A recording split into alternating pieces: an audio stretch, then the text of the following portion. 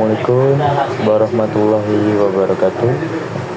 Perkenalkan, nama saya Rifki Dwi Atta Ramadan dari Prodi Agribisnis kelas A dengan NIM 2430 3040 20003. Saya akan mempresentasikan tugas kewarganegaraan saya yang berjudul Peran Indonesia dalam Dewan HAM PBB. Dewan HAM PBB 2020 sampai 2022, Indonesia berhasil memperoleh dukungan suara dari 174 negara dan terpilih kembali menjadi anggota Dewan HAM PBB untuk periode 2020 sampai 2022. Terpilihnya Indonesia merupakan untuk pemenuhan mandat konstitusi dan penegasan komitmen Indonesia dalam penerapan norma HAM global, tidak hanya di tingkat global, melainkan juga di tingkat regional dan nasional. Kita masuk ke abstrak. Kemudian pendahuluan. Dewan Hak Asasi Manusia PBB merupakan organisasi penerus dari Komisi Hak Asasi Manusia PBB di PBB. Pada 15 Maret 2006, Majelis Umum PBB melakukan pemungutan suara untuk menciptakan sebuah organisasi hak manusia baru, meskipun ada penentangan dari Amerika Serikat. Kemudian, Dewan Hak Manusia beranggotakan 47 negara ini akan menggantikan Komisi Hak Manusia yang beranggotakan 53 negara yang sekarang. Badan Hak Manusia yang baru ini disetujui oleh 170 anggota dari 190 anggota. 4 negara menentang pembentukan dewan, yaitu Amerika Serikat, Kepulauan Marshall, Palau, dan Israel. Dan 3 negara abstain, yaitu Belarus, Iran, dan Venezuela. Keempat negara yang menentang menyatakan bahwa dewan baru ini sedikit lebih banyak memiliki kekuasaan dan tidak memiliki penjagaan yang cukup untuk mencegah negara yang melecehkan HAM mengambil kontrol dari dewan. Kemudian masuk metode. Dewan Hak Asasi Manusia PBB menggunakan beberapa metode utama dalam menjalankan mandatnya untuk memantau dan mempromosikan hak asasi manusia di seluruh dunia. Pertama, Universal Periodic Review. A. Meninjau situasi HAM di semua negara anggota PBB secara berkala. B. Memberikan rekomendasi untuk perbaikan.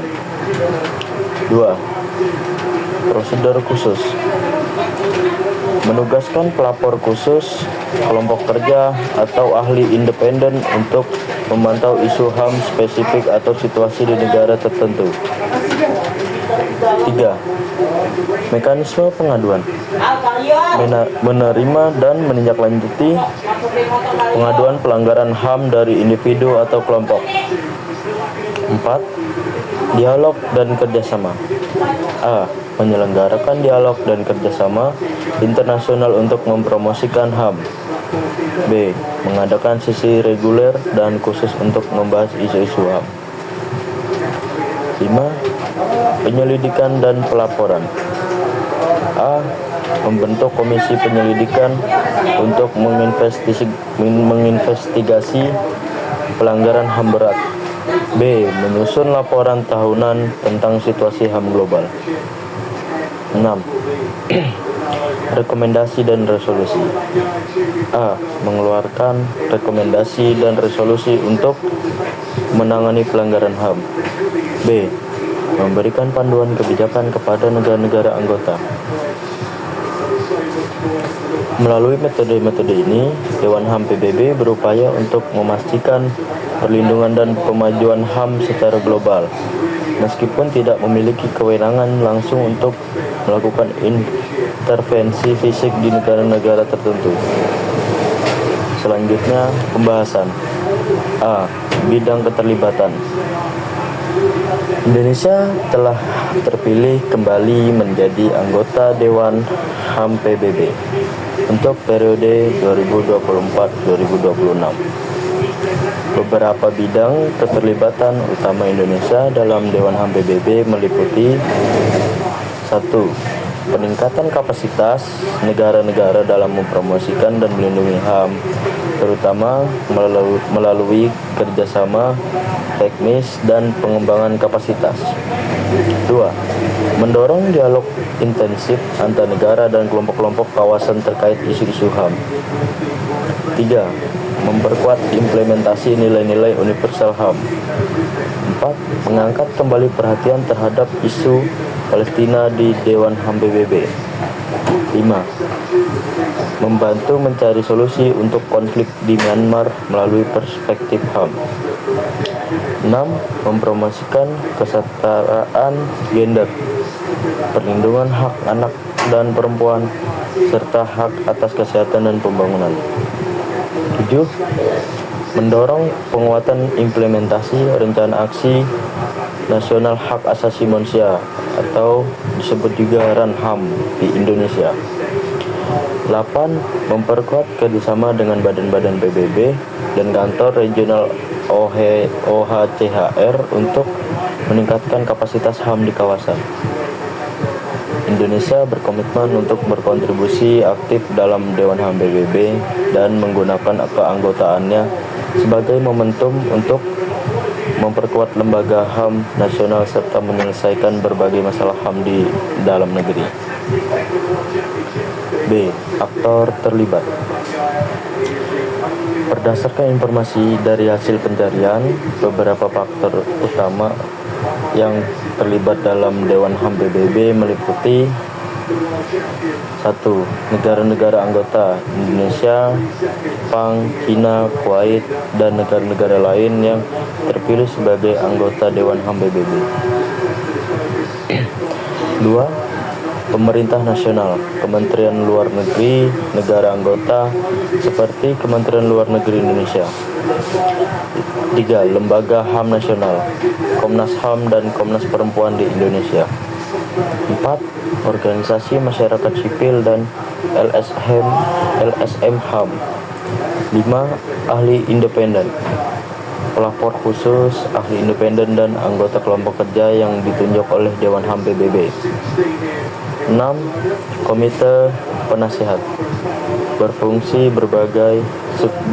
sebagai think tank dalam HAM PBB. 7. Individu dan organisasi yang dapat mengajukan pengaduan pelanggaran HAM. 8. Perwakilan diplomatik negara-negara anggota PBB. 9. Kantor Komisaris Tinggi HAM PBB atau OHCHR. 10. Majelis Umum PBB sebagai badan induk Dewan HAM PBB. Aktor-aktor ini berperan dalam berbagai aspek kerja Dewan HAM PBB, termasuk pemilihan anggota, perumusan kebijakan, pemantauan situasi HAM global, dan implementasi resolusi-resolusi terkait HAM. Kemudian, urgensi keterlibatan. Keterlibatan Indonesia dalam Dewan HAM PBB memiliki beberapa urgensi penting, yaitu: 1. Meningkatkan peran global Indonesia dalam pemajuan dan perlindungan HAM. Sebagai anggota Dewan HAM PBB, Indonesia dapat berkontribusi lebih aktif dalam menangani isu-isu HAM di tingkat internasional. 2. Memperkuat implementasi nilai-nilai universal HAM. Indonesia berkomitmen untuk mendorong penerapan nilai-nilai Universal Declaration of Human Rights secara lebih luas. 3. Membangun dialog dan kerjasama internasional. Indonesia dapat meningkatkan intensitas dialog HAM antar negara dan kelompok kawasan. 4. Mengangkat isu-isu penting bagi Indonesia. Misalnya, Indonesia berencana mengangkat kembali perhatian terhadap isu Palestina di Dewan HAM PBB. 5. Meningkatkan kapasitas nasional. Keanggotaan ini menjadi momentum untuk memperkuat lembaga dan implementasi HAM di dalam negeri, termasuk penguatan Rencana Aksi Nasional HAM. 6. Mempromosikan isu-isu prioritas Indonesia seperti kesetaraan gender, perlindungan hak anak dan perempuan, serta hak atas kesehatan dan pembangunan. 7. Membantu penyelesaian konflik regional. Indonesia dapat berkontribusi dalam mencari solusi untuk konflik di Myanmar melalui perspektif HAM. 8. Meningkatkan citra dan kepercayaan internasional terhadap Indonesia dalam isu HAM. Dengan keterlibatan aktif ini, Indonesia dapat memainkan peran yang lebih signifikan dalam pemajuan HAM global sekaligus memperkuat implementasi HAM di dalam negeri. Berikutnya, implikasi pencapaian tujuan nasional. Keterlibatan Indonesia dalam Dewan HAM PBB memiliki beberapa implikasi penting terkait pencapaian tujuan nasional, yaitu 1. Peningkatan peran global Indonesia dalam pemajuan HAM. Sebagai anggota Dewan HAM PBB, Indonesia dapat lebih aktif berkontribusi menangani isu-isu HAM internasional, sekaligus memperkuat posisinya di kancah global. Kesempatan mempromosikan agenda nasional. Indonesia dapat mengangkat isu-isu prioritas seperti perlindungan hak perempuan dan anak, serta hak atas kesehatan dan pembangunan di forum internasional. 3. Penguatan implementasi HAM di dalam negeri. Keanggotaan ini menjadi momentum untuk memperkuat lembaga HAM nasional dan menyelesaikan berbagai masalah HAM domestik, termasuk penguatan rencana aksi nasional HAM. Berikutnya, kesimpulan. Dewan Hak Asasi Manusia PBB adalah badan utama PBB yang bertanggung jawab untuk mempromosikan dan melindungi hak asasi manusia di seluruh dunia. Dewan ini dibentuk pada tahun 2006 untuk menggantikan Komisi HAM PBB dengan mandat yang lebih luas dan kewenangan yang lebih besar. Sekian dari presentasi saya. Wassalamualaikum warahmatullahi wabarakatuh.